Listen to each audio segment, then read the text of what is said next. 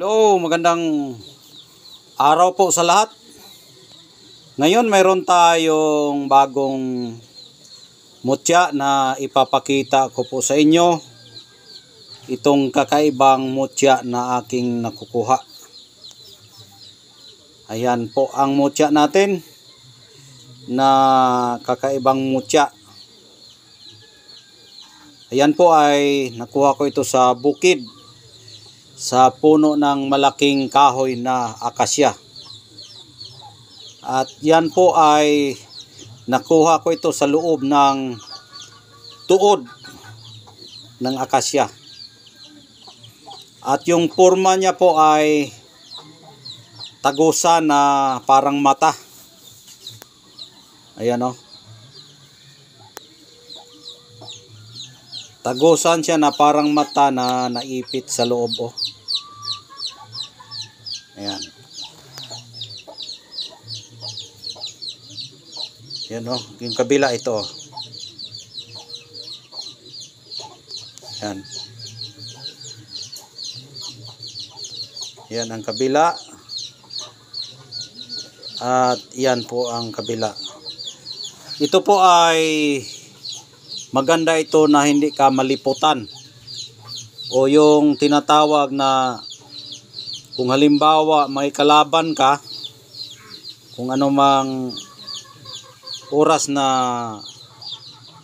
makita ka niya ay hindi ka maliputan.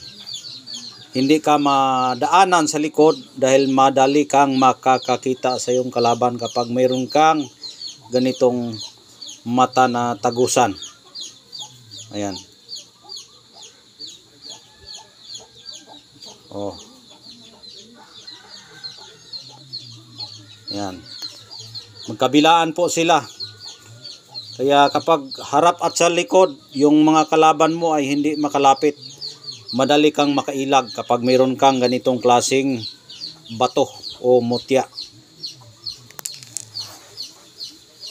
Ayan.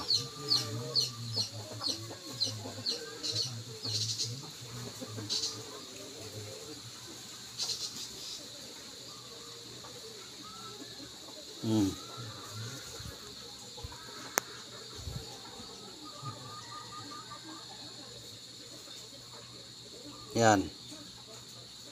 Hindi ka maliputan o hindi ka maharapan at sa likod o sa likod kung likurin ka na paparating yung kalaban mo sa likod ay hindi ka matatamaan o hindi ka hindi ka matatamaan at madali kang makakakita dahil dito sa bato na iyong makukuha kapag meron ka nito. Yan po ang bertud niya. Madali kang makailag kapag mayroon kang ganitong klaseng bato. Ayan.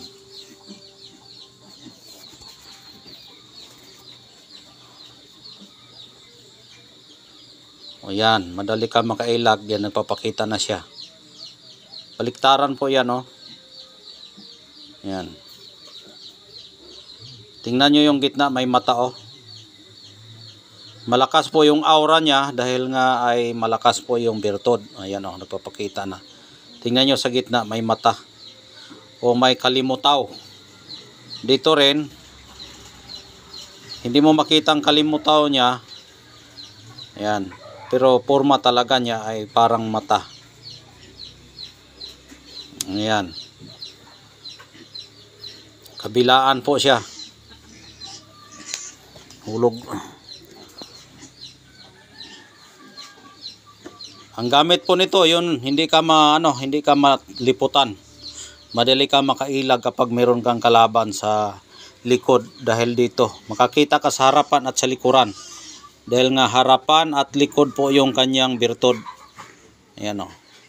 Yan po ay mensahe sa bato na galing po ito sa puno ng akasya na tuod. Ayan. Maaari itong panipas, tagulilong. Yun, ang gamit niya. Panipas, hindi ka maliputan. Tagulilong rin. Hindi ka makakita. Dahil yung mata, kapag ipikit mo yan, hindi ka makakita. Mata po yung sign sa bato na mutya. ay yung birtud ng mata, ipikit mo man yan, hindi ka makakita, kaya tagabulag din ito. Tapos baliktaran siya, madali kang makakita harapan at sa likuran. Yan po ang mensahe sa bato na galing po sa kahoy na tuod ng akasya. Ayan. Proteksyon ito sa harapan at sa likod. Maaaring tagulilong, hindi ka makikita na yung kalaban. Kung ikaw ay pipilitin, hindi ka matamaan. Kung ikay kukulamin, hindi ka rin matatamaan. Kung ikay barangin, hindi ka matatamaan. Barang paktol hilo, hindi makatatama sa iyo. Kapag meron kang ganitong klaseng birtud na baliktaran ang mata. Ayan. Yan po ang mensahe sa bato. Kaya ang proteksyon niya ay maaari ding pangkalahatan. Dahil nga ang mata po ay pangkalahatan po yan na makakita. Madali lang makailag yung mata. Isang kisap ma lang sa iyong mata, hindi mo na makikita yung kalaban mo. Dahil ang birtud ng mata po ay kaya po yang makakita sa mga kalaban na paparating dahil mata po yung iyong dinadala. Ganyan po ang birtud ng mata.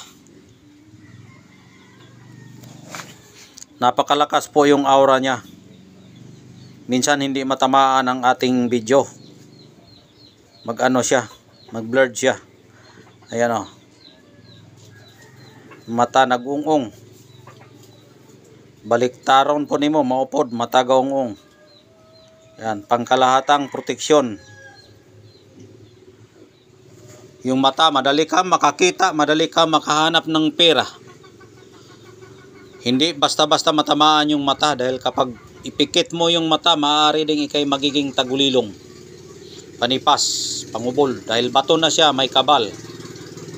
Ayan, pangkalahatan ng proteksyon din itong ating mutya ngayon. Kaya sa kursunada po, sa niniwala po dito sa ating bato na baliktaran po ang kanyang birtud na nakukuha natin sa puno ng akasya. Ayan, mata na baliktaran. Pangkalahatan, madaling makakita sa swerte, madaling makaligtas, madaling makailag, mahirap matamaan. Kung matamaan, hindi matablan o maraming kabal ito dahil bato na. Kaya swerte po ang saniniwala sa ganitong klaseng kwento na galing sa kalikasan. Dahil ang kalikasan po ay may power po yan. Mas lalo na kapag pinabadadaan yan sa espiritual na pagkuha. Kaya kapag espiritual po ang pagkuha, mas mapadali po ang ating pagkuha sa birtud. Dahil kapag magkuha ka na hindi pinadaan sa espiritual, walang bisa.